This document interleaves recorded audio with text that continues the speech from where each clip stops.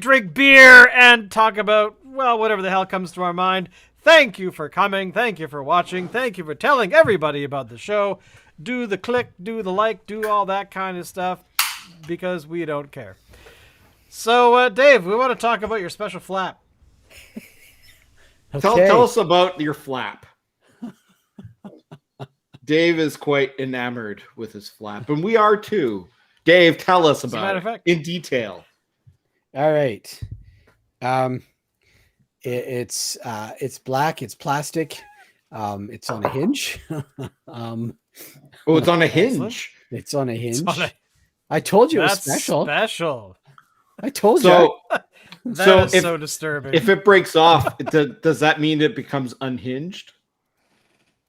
Oh, points. I'll be here all week, ladies and gentlemen. Remember to tip your waitresses. Welcome. So hey, it looks like the internet has come to Nelson Island up there on the Sunshine Coast. Indeed. And, internet Julian, this week, fire next week. That's right. and that's totally what I want to do. I'm actually going to go and visit Julian, I think, not this coming weekend, but the following weekend. So Julian, be prepared. I wish for you to begin brewing immediately. I don't have my beer. Hey, Peanut Gallery, where's my beer? Well, I tell you what. what. So, Dave, let's start with Dave tonight. Yeah. Dave, what are you drinking? All right, sure. I'm kind of. I feel like I'm revisiting my childhood for some reason, but I got this. This was not my call. This is a grape. What is that? Stewart's. Yes. Yeah. Sodas. Those are tasty. I like those. Yeah, they're so good. Me too. This is not my call. My lady found this one. I don't remember those at all. Stewart's? I used to get the lime one. The lime one is spectacular. Okay. Wow, I feel like I was an abused child, not allowed to have any of this Stewart's. Well, was Stewart's available when we were kids? That's what I want to know. Because I don't know that it was available when we were kids. I remember it sort of like probably in my early 20s. I remember getting it. That's sounding more correct. Yeah, I would not have had a Stewart's as a kid. No. Okay. Pop Shop, yes. New York Seltzer, yes. Stewart's, no. Or what was that other one that was out at the same time as New York Seltzer? Was it Clearly Canadian? Oh, God, yeah. Oh, I drank a lot of that stuff for some reason. Apparently has like bad memories of it. I remember it's not like tequila. But, yeah. But the problem is when you search back into your brain of your taste profiles, you're like, what did that stuff taste like? And then you realize just it was not great. And then and the reason I'm thinking about this is that I had some of that bubbly, not bubbly or whatever it's called. Yeah. Bubbly. I had some of that a few weeks back at an event, and it was horrible. It's disgusting. It doesn't taste like anything. No. I'm like, I could. That's why it's got 0 calories, or not 0 calories, but 0 carbs. I don't mind those because like I'm not a sugar fiend. And I like the I don't think of it though as soda or pop or whatever, if you see what I mean. I see it as being like soda water with a sort of essence of sort of thing going on. Yeah, they have an eyedropper and they drop in like 4 drops and they leave. Yeah. That's just. I mean, I don't understand. Where I take issue with buble, the drink or the person, like, so if I'm really properly going high end, I'll do the same thing, but it'll be mineral water, whereas that's just carbonated water.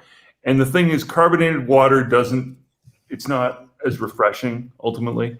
So like mineral water with essence of is sort of. Now, all of this is sort of like, would I trade a beer for that? No. I'll have a beer, thank you. But if you're trying to, generate a caloric deficit because you've decided you're getting into shape, those buble things are great. Now, I just looked up the Stewart's stuff, and I don't think I've ever had this product. If I have no memory of it. But now I kind of want some because of the grape soda, which you're having tonight, the orange and cream soda, It's good. Like this, I don't know. The I would orange like and to try cream this. soda is awesome. Dave, what are you thinking? I'm really liking this. I want to make a point of trying more of the Stewart's now. I've had, what have I had? That black cherry, I think, was a Stewart's. Yeah. My memory is maybe that's right. I actually don't remember actually. Was yeah. Stewart's or was No, that? check this out. They call this. I don't know if you can even read this. They call it Fountain Classics, and it's actually got a little graphic, which is kind of cool, of a, like those classic popsicle guys that we used to get as kids. Yeah. So that's kind of cool. So my Stewart's ritual, just so you know, I used to go to Mac's stores in the middle of the night. I would get my key lime Stewart's. Now, this was ultimately a replacement when they stopped making the flavor of Gatorade that I preferred. Once that was gone, I had to jump to something. And so I jumped to the Stewart's key lime, and I would sit there with Metal Maniacs magazine. And I would get up to date on what was going on in the realm of the metal. The metal. And this would be roughly, midnight at a Mac's, sort of downtownish Calgary, and that was heaven. Nice. So good, so enjoyable. Nice. That's when you could humanly think you could keep up with the metal scene by reading a magazine. Yes, more or less monthly. These days, you probably have to read the internet's every frickin' day to keep up with what's going on, because there's just so much.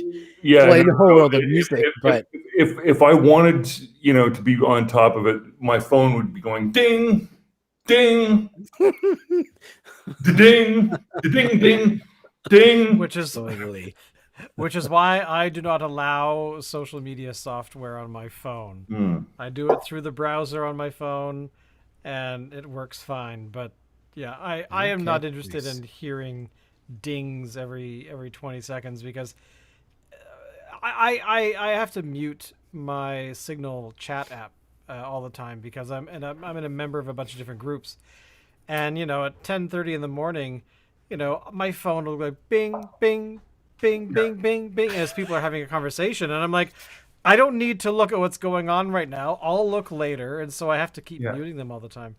And that's just kind of annoying. So I do that thing where you mute it for like 5 days or something. So, the other aspect of it though too is that it's not really fun anymore. Like back in the old days, Metal Maniacs was a fun magazine because unlike Hit Parader or some of the other sort of more commercial sort of metal mags, Metal Maniacs was properly underground. And that's a word that doesn't mean anything anymore because nothing's underground. Since the ubiquity of internet spam, there is no underground anymore. If you were really eccentric, crazy, and weird, now you're just one of the many who have the loudest voice on the planet. There is no more underground. Yeah. There is no way to escape, the doldrums of conventional thought and living by going to a genre of music that doesn't exist anymore. It's gone.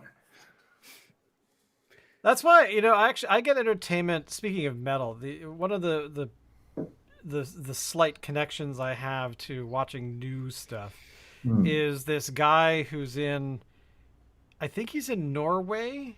I'm pretty sure he's in Norway, but it's called, I think, Frog Leap Studios or Leap Frog Leap Studios. Yeah. Have you watched this guy?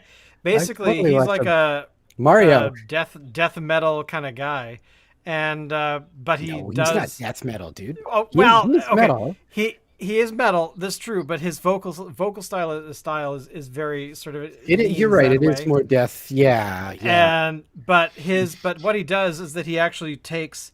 He's roughly our age group, so he does a lot of music that we all grew up with. Like he does a metal version of Ghostbusters and Thriller, and he turns all of these pop tunes into these really heavy, dark sort of things, which are kind of amazing. Because it is a lot himself. He really is. And so he's one of these guys that goes to these metal cruises, when 50,000 tons of metal, exactly. So he does these sorts of things and performs all this kind of stuff. But I don't know. I just think he's kind of cool. Locke, what are you drinking? I really want to know. All right, so this is the second time in a row here. I think I've bought a beer on spec based solely on the format, which is to say that the label in this case doesn't even look like anything. There is no art on it. It's just a salmon pink can with writing. Okay. But I want to know as more. I said before, if you were paying attention last week, I have sussed that there is a mobile canning unit, a mobile canning line in Toronto that's doing 355s with sticker labels. And so I'm checking out what they do. Like anything that I see that's a 355 silver can now with a sticker label, I want to know what it is, because I suspect that I see the hoof prints of gypsy / craft brewing. So this is Burdock Tuesday's Saison. I don't know if Burdock or Tuesday is the name of the brewery. Now I do. Sorry, didn't read this part. Brewed and packaged by Burdock Brewery. There you go.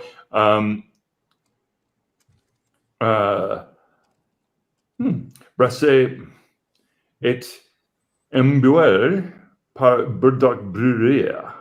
I slaughtered that. That was brutal. I was just gonna say, wow. Yeah. Your accent is so. I don't know if the rest of you were looking at the French language debates this evening. Yeah, I mean everybody from Quebec all the way through to the rest of the francophone, non-Quebec Canadian population will right now be ready to knife me.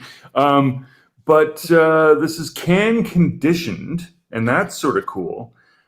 Which is to say that once they've done the brewing, during the canning process, evidently they're adding yeast or something to bring out characteristics that will only appear after time. That's kind of cool. 5.3% alcohol. Real nice, it explains on the can. Vraiment bon. So Tuesday Saison, there you go. What is it like? So that's the next question. Well, it's a Saison, but it's a very bright blondie Saison. It doesn't have quite that that farmhouse kind of, not quite skunky, but you know that sort of like there's something a little bit like there were mushrooms growing on it that you sometimes get with saisons. I'm not getting that here. This might be the Blanche de Chamblay killer. This is like a better Blanche de Chamblay. Wow, interesting. And that's saying something, because that's a quality beer. Oh yeah. Yeah, no, I love my Unibrew, as anybody who knows me will well attest. Oh, I know you. I know you love Unibrew, and Unibrew is a very good brewery. Yeah. No, this is sophisticated tasting. It's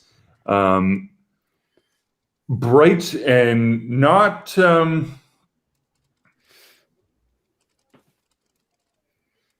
It's not over the top with trying to compete with itself over being the most flavorful crazy beer or anything, but it's a sophisticated taste. It's got some complexity going on, quaffable and refreshing in a Toronto that's still plenty warm. So there you go. Nice. All right. So Shane, what are we drinking? This has been like I'm so jazzed for this beer. This has been a long time coming. All right, so this one is from Duclaw Brewing. It is called Sour Me Unicorn Farts. It is a glittered sour ale, brewed with fruity cereal and edible glitter. Rocks and at artificial 5.5% flavor. alcohol. And artificial flavor and FD&C yellow number 5. Just everything a growing boy needs. So here's what it says. Sparkles may settle, swirl, or gently invert before drinking. And pony up for a taste of this glittered sour ale brewed with a trio of fruits, fruity cereal, and a swirl of edible glitter. Based on the flavor profile of the famous Unicorn Farts donut made with fruity cereal, this beer is medium-bodied with big fruit notes, slight tartness, plus a hint of malty biscuit. A fantastical collaboration between Duclaw Brewing and Diablo Donuts. So, this is the phrase from the Duclaw Brewing Co. Craft bee cherished, rules be damned. So I'm gonna open this. Hopefully I didn't over. Not seeing much glitter going on there. No, I'm not seeing really any glitter. And I did. Did the edible glitter dissolve in the tin? Is that what we're thinking? Maybe. It isn't trying to boss. Hey, Peanut Gallery. I'm not seeing anything in the can. Mind you, I haven't poured it out entirely, so it could have settled, but I did tilt it a few times. So, but no, there is absolutely no glitter in this whatsoever. Let's find out if there's unicorn farts. Okay, let's find out about the unicorn farts. What's the percentage on this? Percentage is 5.5. That's a good question. 5.5. 5.5. Okay, so this isn't like Sparkle Puff. Actually, there is glitter. You have to really look at it where you're reflecting light off of it, but there's a ton of glitter in here. It's I can see it, but it's silver. I can't. It's not. It's silver glitter, but it's not. It is definitely not. Oh God, how can I show this to you? I'm holding it up to my light here. I have a ring light up here, and I'm holding up to it, and I see nothing. No, not. Don't put the light through the beer. Okay. It has to be from like the side. But yeah, there's a ton of glitter in here, but it is silver, so it is hard to see. Oh no, I know it's fine. I don't. The problem is my beer is gonna beam out on us, but that's okay. But there is glitter. It is silver. Who cares? Let's drink this and see actually what's going on here. Now my head has disappeared in a matter of like a few seconds here. So okay, it's definitely a sour.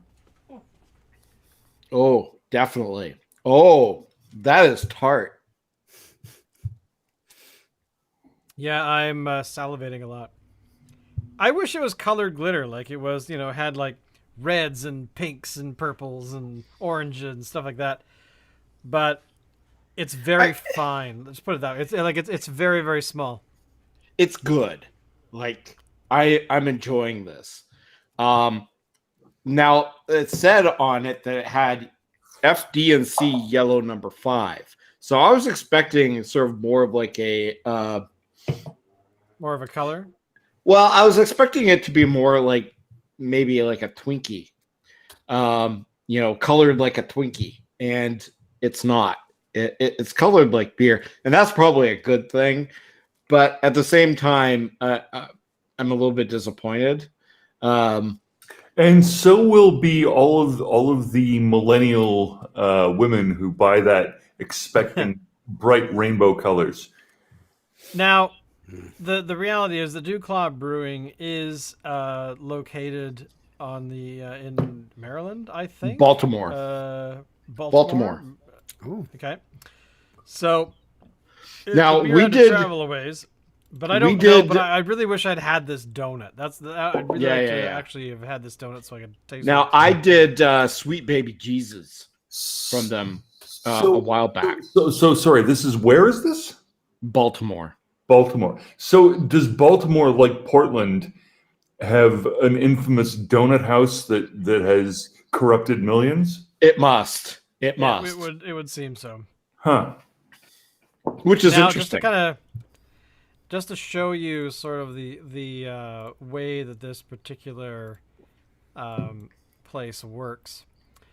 Do they have an aspirin donut? Because Voodoo does. They have regular beer, a beer that tastes like beer. Like Beer. beer. Then of course they have a variety of different things. I think, is this a limited release? I actually don't know. I'm not sure. Call Me Maurice, Cloud. I'm Mango, thinking Cosmic not. Disco. I'm thinking that it wouldn't be limited. Otherwise, it No? wouldn't make it this far. 'Cause No, we got that's this actually a good- locally. that's a very good one. View all beer. Give me all beer. So basically, where is it? It would be probably under S. No kidding, but I thought it was. There it is, glittered sour ale. Now, I was hoping they would give us a bit more information about the glittering, but orange hue with edible glitter.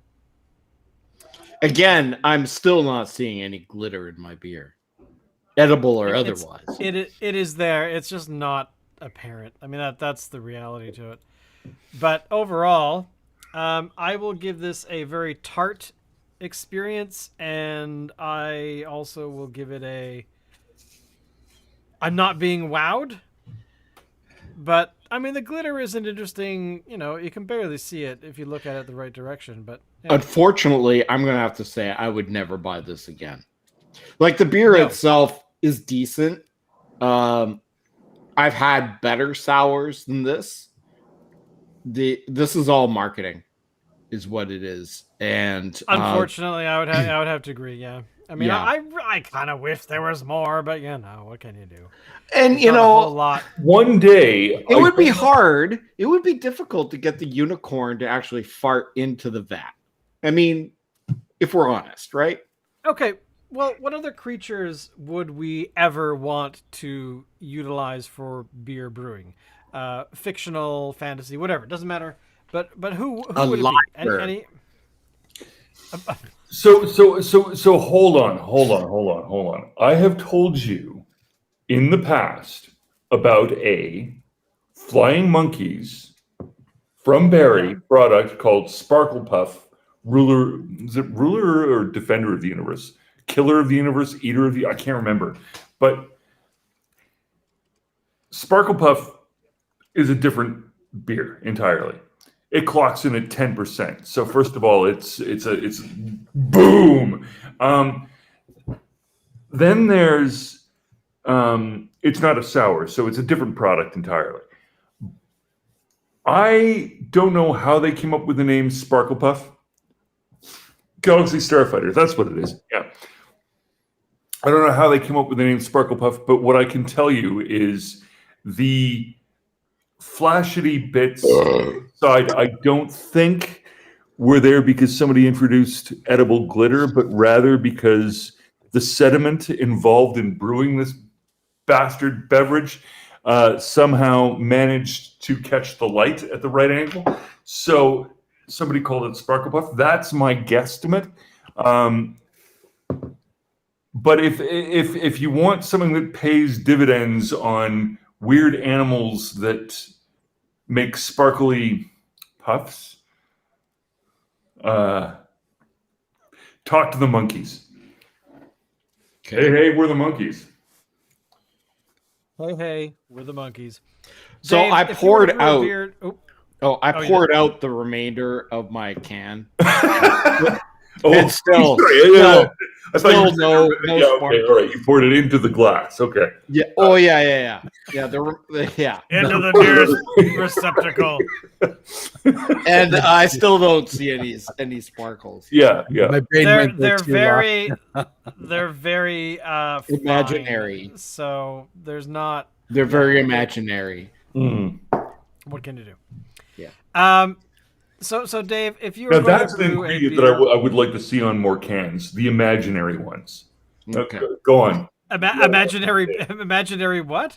Like I would like to sparkles? see more imaginary ingredients on cans. Identified as imaginary, so as not to offend, the regulators. I was promised that there would be real elephant tusk in this beer, and I don't know where it is. I don't taste it at all. Yeah, Shark fin beer. Imaginary. I would have. Why do I not have any Ferengi toes in my beer? I'm really disappointed they didn't grind up enough. You're not getting me. Imaginary Ferengi toes. Oh, sorry. Identified as imaginary ingredients. That's what I'm looking for. But if you're calling it Ferengi, do you have to identify? No, passe. I don't know what they taste like, but I don't want to taste it. Imaginary Snuffleupagus. Ferengi toes, those I could maybe see there being some appeal. Imaginary Snuffleupagus snot in the beer. As long as it's imaginary. No. As long as it's imaginary. Imaginary. Must be imaginary, not real. Don't want real Snuffleupagus snot. That would be great. Real stuff. Yeah, you can't. It's one of those things that. I mean, I just looked this up, and there is What, a real Snuffleupagus? there is a Snuffleupagus beer, Nitro Imperial Stout. Oh. 12. He strikes me as being a stout kind of guy. Snuffleupagus Nitro Imperial Stout from about 5 years ago. It is, oh my god, it's 12%. But what is it though? It's That's some badassery. boozy stout with oat, rye, caramel, and a variety of roasty malts. Yeah, Sounds damn good. there you go. Who brews it? Apparently created by somebody called Standard Brewing. Very I creative. don't know who Standard Brewing is. Where are you guys located? They're still open and operating. They're probably in Blah, blah, blah, Delaware blah. or something. They've been around Standard for 8 Brewing years. Delaware. In Delaware. They don't have an address or any sort of kind. Like, a city would be nice. They're not located anywhere. I was just gonna say they seem to be Figment completely. of your imagination. Let me check their Twitter account. It's a front They for a exist Time and Lord. yet they don't exist. I'm really beginning to think that they don't exist. Standard Brewing, they partnered with Sovereign Brewing. It looks like northwest part of the country, not our country, the U.S. Oh, here we go. Puget Sound region. Okay. So Puget So- Sound, that's like close by. it's not that far away, but I'm a little surprised. to us, that not- How often do people talk about Puget Sound as a region, though? I'm guessing that this must be this must be like Stewart Island or somewhere on the American side of the divide. Okay. They're in downtown Seattle. Okay. Oh, downtown. They Seattle. don't actually. Okay, right. So They now don't tell you. So actually, by Puget Sound region, Yeah. they mean Seattle. Because I would love here's to the try funny- that beer. This is the weird thing. They are making this beer. They have a food service at their location. Oh wait, I found it. Okay, here we go. At the very bottom in small type, they actually have an address. Okay, so there we go. So they are definitely in downtown Seattle. I'm a little surprised that you had to hunt for it to that degree. I just wanted to know where they were, and I had to go through 3 different websites to find it. So there you go. When Anyway, you say downtown Seattle, are we talking like Pike Market kind of downtown Seattle, or like where? South of Capitol Hill, Central District, I guess. I don't know Seattle that well, so I could be. I mean, here's the ocean, here's where the brewery is, and here's Lake Washington. So it's like right in the middle. But Got it. Okay. but there you go. But basically, I want to try this beer. I do really want to too. try it. I hope it's still around. But anyway, we have a link here from somewhere from Alan. What is this? So Phillips Brewing's turning 20. yes, so it's their 20th anniversary, and they've made a special beer to commemorate it. I don't really remember all that much about it, so I'm actually just reading about it again right now. It's called their 20-point buck. Huh. And okay, that's like a big buck hunter reference. yes, well, it's like blue buck kind of thing. So uses a malt that was developed in house by Phillips Maltsters. That's what they call the people. This guy here, the sales director, has a really powerful name there. So I just want to point that out. Just point that out. Oh yes, Matt Lockhart. Oh yeah. So More but, color. so keep going, Alan. Sorry, I didn't mean to. So it's basically like a blue buck that's kind of like on steroids, transferred to whiskey barrels where it aged for 20 months. You guys have played Big Buck Hunter, right? I have not. I know the game. Yeah. Okay. Yeah. Like, it's an arcade classic. Yes. We're gonna have to start hunting for this beer because it's limited. We have to go find it. I'm gonna go look for it probably this weekend. I really think that it's a good idea that we should have this beer on the show because if not, we'll just drink it in front of Dave. And Driftwood has a new beer out, a limited edition. I'm just trying to think of what it is. Shane, can you do a Google search for what's new with Driftwood? Sorry, I just have to look at Fat Tug for a moment. Yeah, looking at that tug. So look at Enough internet porn. Move on. exactly. Stop looking at all that beer porn. It'll be fine. I'll be fine. no. Well, oh, that's a new one too. I don't see anything brand new, so I'm going to do a search here. It's all over their social media. Anyway, it looks like to be like a cherry kind of thing, and it looks really, really good. Like Tell me crazy more. good. I wish I could. I'm really unprepared here. Give me a break. They're a brewery. Cherry does not Busted my beers. Blackberry would, but go on. All right. So, I'm just going through my social media here and see if I can find it. Abysses? What is this? Yes, This is- that's it. Ooh. Bird of That Prey looks series. stunning. Wow, look at that. It looks it's a amazing. Fucking A. I like Yes. me a creek. It's a fucking breakfast drink for sure, but And it's year. It's got the year on it, so I'm going to assume from that you can cellar it.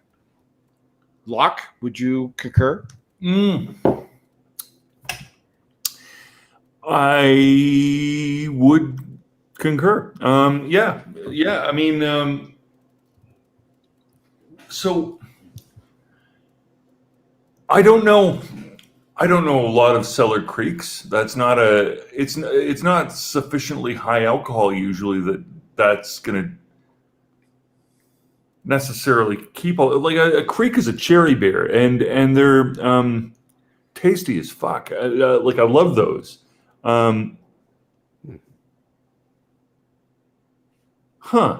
What do we know about it? What's its alcohol content? I know Sweet FA about it. They've been kind of teasing it. Yeah, it's apparently available everywhere as of yesterday, according to the Find Beer thing. So I'm gonna go look for it this weekend, probably. it's available. It's available in Vancouver, Nanaimo, a lot of places in Victoria, but that's about it. So I think it's time to send some beer back east if we want Locke to enjoy it as well. Yeah. But yeah, it seems to be everywhere right now. So if we don't get it this weekend, it might be, I would act on that one fast. So it's available at 4 Mile, 6 Mile, Caddy Bay, Cascadia, Cook Street, Fernwood Pizza Co. They sell beer? Who knew? But it's all over the place right now. So I didn't even know there was a Fernwood Pizza Co. Liquor Plus at Saanich Center. Where is the Fernwood Pizza Co? Tell me it's not the old Georgian Dragon. Please. No, it's not. Dragon. No, the old Georgian Dragon is now the Fernwood Inn, which is what it was before the Georgian Dragon. Right. So what is this Fernwood Pizza Co? Where is it? Yeah, no idea. Fernwood Pizza Co. is, where is it here? I'm looking it up here. I bet you it's in that little walkway over across from the Georgian Dragon. Next to the Belfry?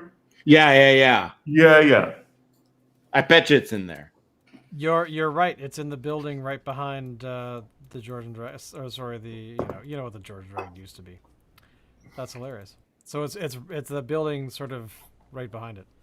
And the old dragon. So it's still a great area. Like if I go through that area now, it is still a great area insofar as it's still great from the time that it was great. Yes. Grown up in that neighborhood, I remember when it was a violent, piss-stinking ghetto. So there's always that. But yeah, no, it's come up in the years, but since it's been great, yes, it's still great.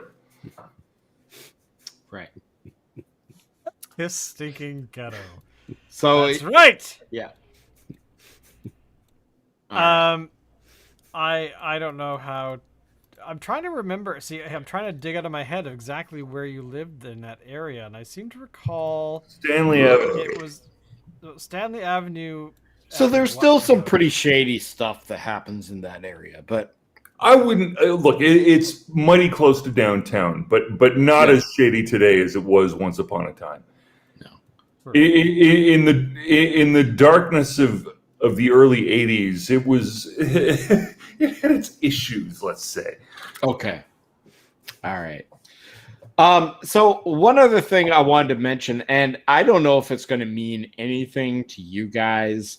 I thought it was kind of cool. We talked about Snuffleupagus already. So now that we're on to like children's programming, apparently it's the 25th anniversary of Blue's Clues, which wasn't a show that was on when we were young, but when my oldest son was of the age, it was like huge to him. And the host of the show was a guy named Steve. And after doing it for a couple of years, he decided to leave the show. And just like one episode, he just said, so I'm gone. I'm going to college. Bye. And left. And they brought in a new host. So anyway, this guy, Steve...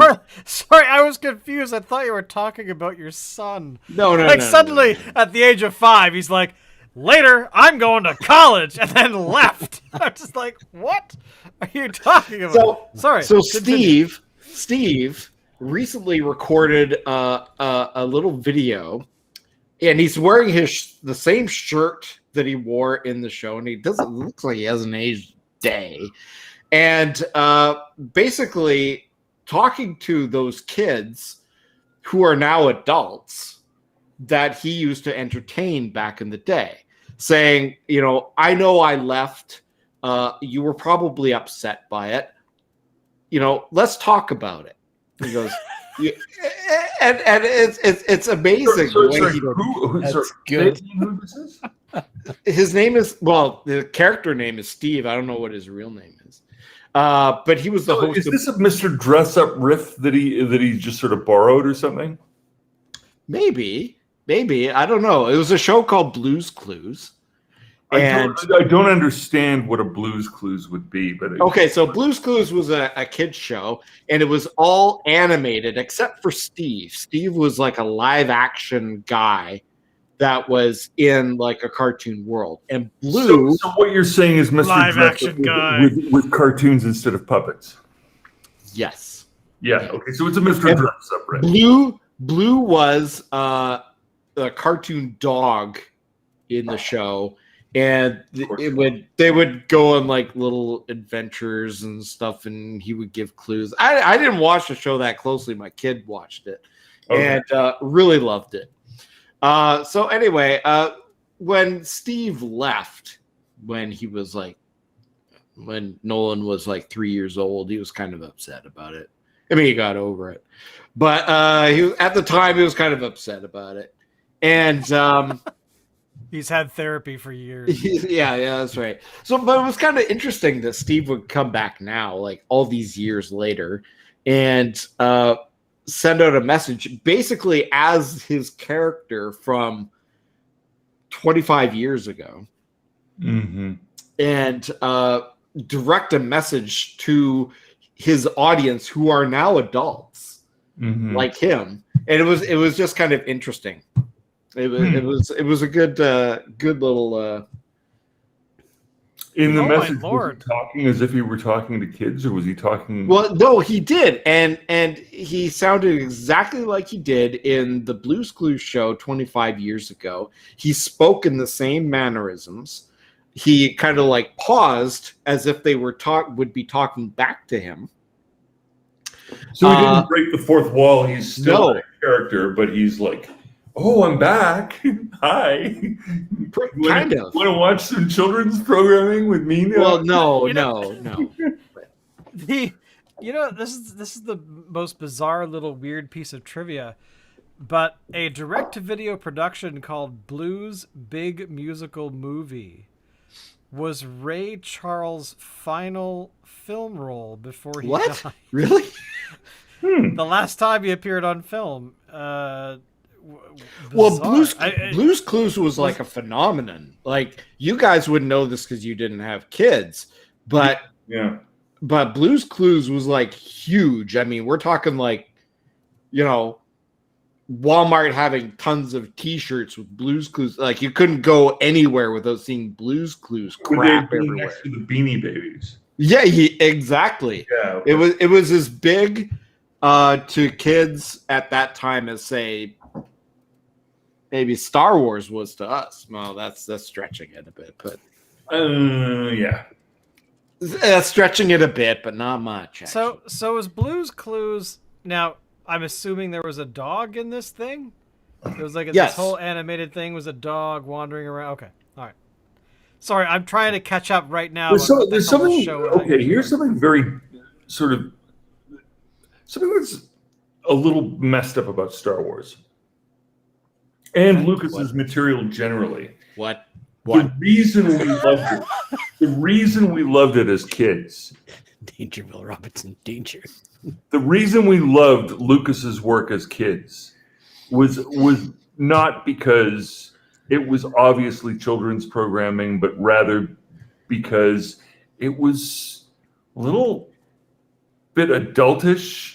It was not children's programming at all. Yeah. Well, exactly right. And my problem with what's happened with for everything from the prequels through to today, except for The Mandalorian, which is the tides finally started to wave back in the other direction. Everything else has been, Pandering.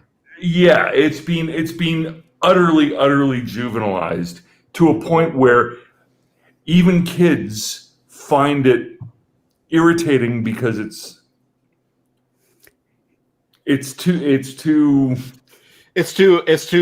out there. All It's too open. started with It's- Jar Jar, whatever the hell his name is. Yeah. So, and that Okay. that all started because George Lucas became a parent, and his perspective changed.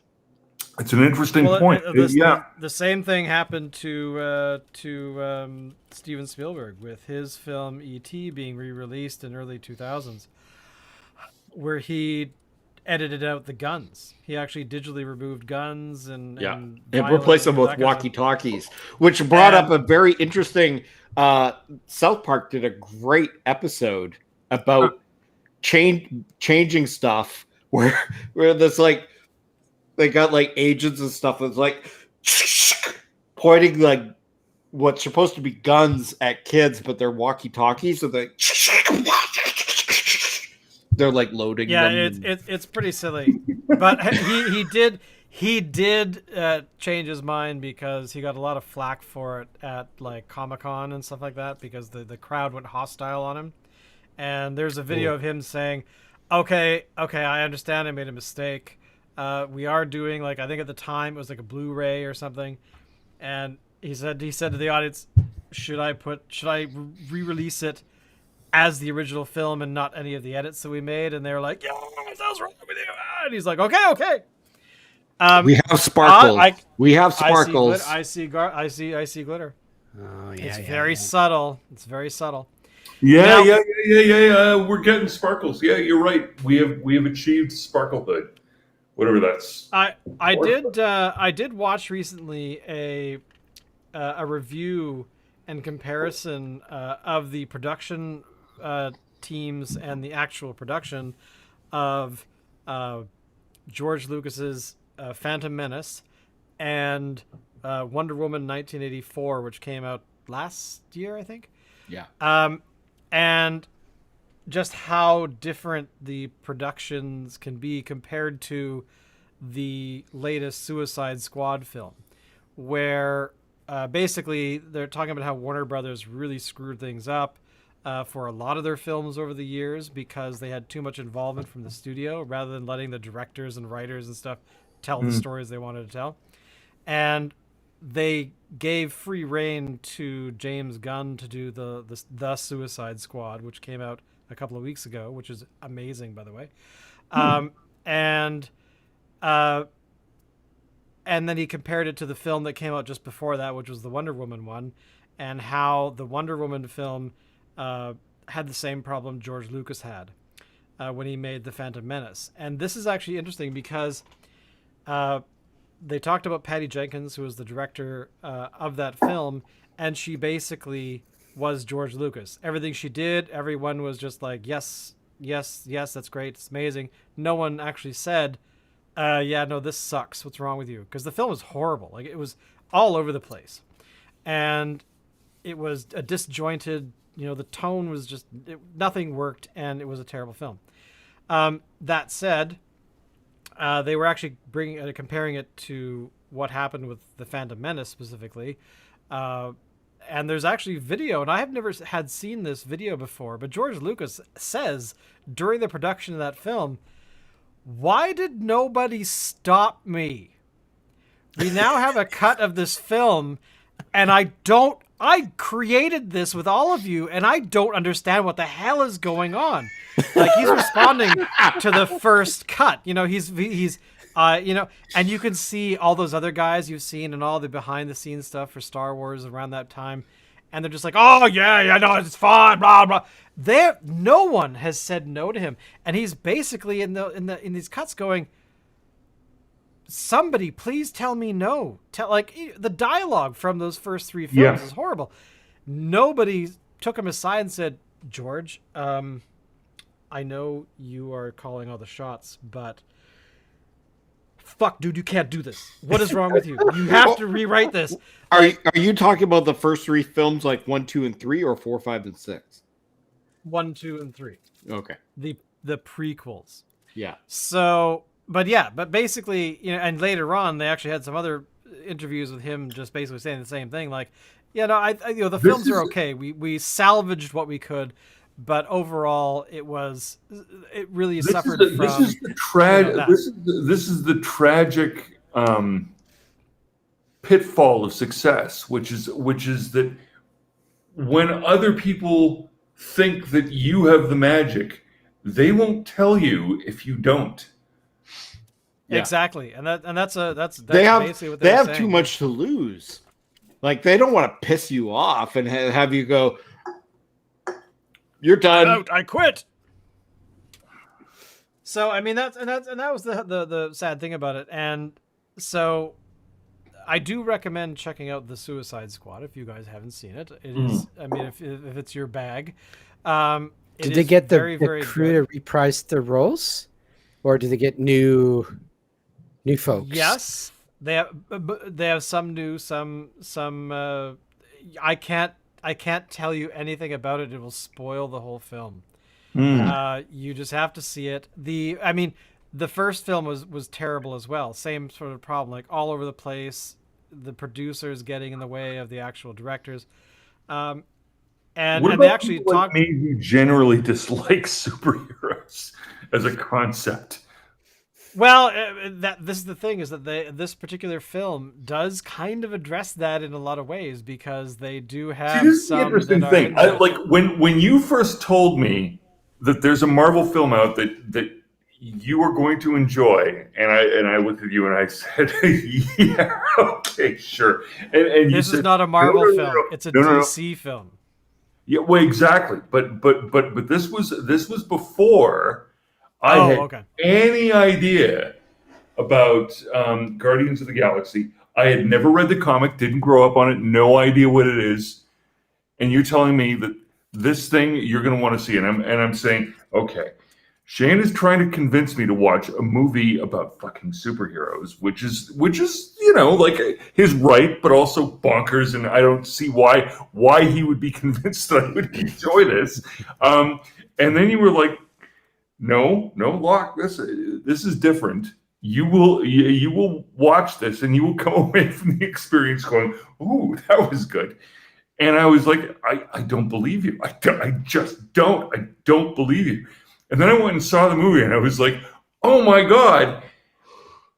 For all the contempt I have for superheroes and comic books generally, yeah, okay, all right, that was pretty good. I will point out one thing about it, though. It's like that, or is it not quite that? Because I have trouble believing that it's that.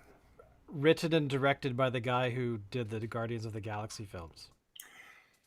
Well, now you put same production team. Okay, same production team, all right, okay, I'm prepared. Thank you. All right, I will see. Yeah.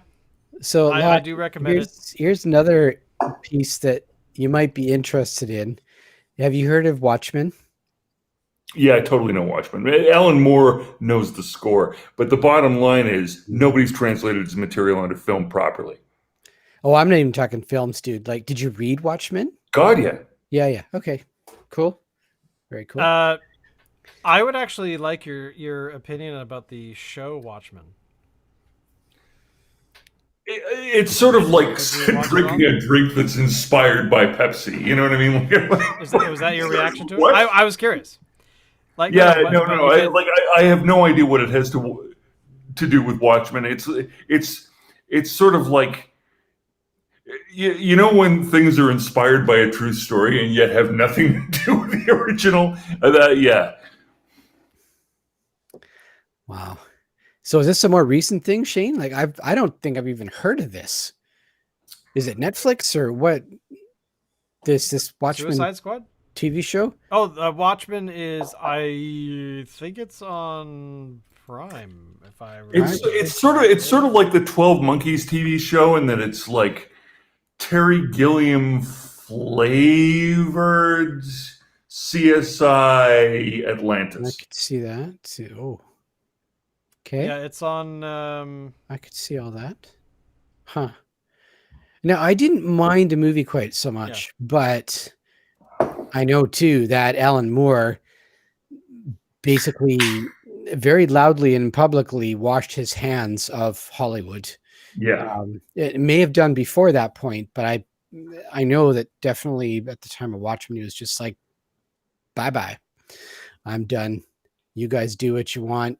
I'm disavowing all knowledge of what is being done. All I can with say my about that stories. situation is I hope he got bloody good royalties. Oh, I Well, would hope so. I I would would think hope so. I mean, it only ran for a single season in 2019 some point. Jeez, so it's Okay. All But right. COVID, I mean, like a lot of stuff that was starting out in 2019, any sequels, secondary seasons, was up for grabs. Like, who knew? I mean, that's the thing, is that it's like Guardians of the Galaxy. The cast, the director, all those sorts of things. The only reason that James Gunn did that film was because he got shit canned off of Guardians of the Galaxy 3 because of some tweet that he made in 2009 where he made fun of something or somebody. I've forgotten exactly what it was, but then he got offered right away to come and direct the Suicide Squad. He did that. Disney wants him back again to do the third volume of Guardians, and WB has now given him basically a blank check to save their entire like the DC universe of films, because they keep getting in the way. And now James Gunn has gone in during COVID, created this thing, and it's doing crazy amount of money with theaters only allowed to be like 50% capacity and blah da da da da. And they've said, so here's the DC universe of movies. We've made all of these horrible films that people just make fun of all the time now. Can you save us? And he's like, okay.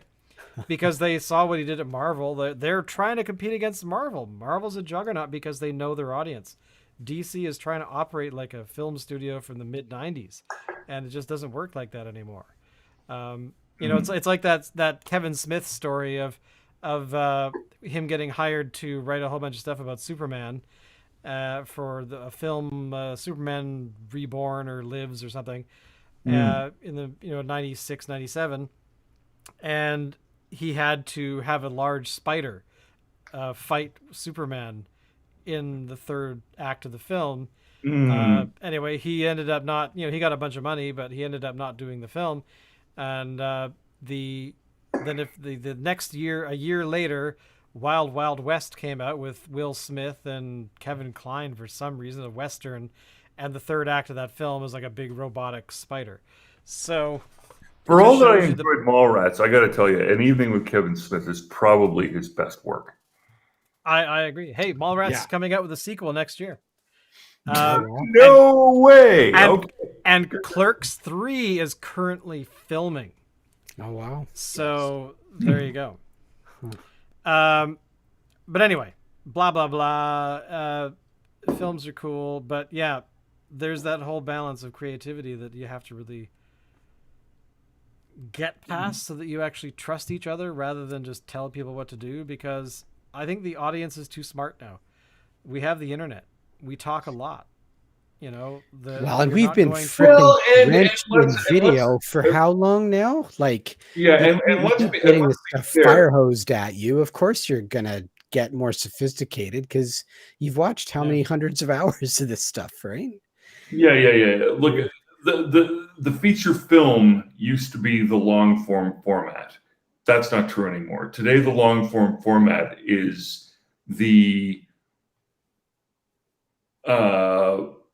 8-season series. You know what I mean? Like, and so if you're doing a feature that's 2 hours, meaning 88 minutes, because if it's not 88 minutes, it's not really 2 hours.